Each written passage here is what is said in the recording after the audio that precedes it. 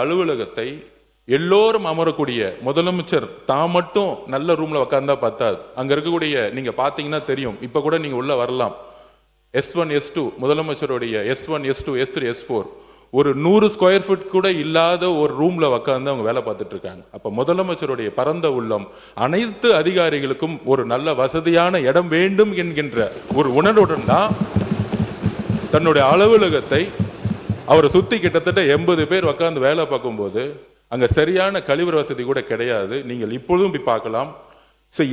இதற்காக தற்காலிகமாக ஒரு ஏற்பாடுக்காக தான் இந்த இடத்தை மாத்துறாங்களே தவிர இதை மற்ற உறுப்பினர்கள் சொல்லும் போது கூட இது ஒரு ஒரு அவருடைய வசதிக்கோ அவருடைய தேவைக்கோ அவர் கிடையாது. அவரு இன்னைக்கும் சொல்றோம், நாங்க கேம்பெயின் போகும்போது ஒரு சாதாரண ஹோட்டல்ல ஏன் வண்டிலேயே வேன்லயே படுத்துட்டு சாப்பிட்டு அங்கேயே ஒரு 2 மணி நேரம் இருந்துட்டு போறக்கூடிய ஒரு எளிமையான முதல்வர் எங்களுடைய முதல்வர்.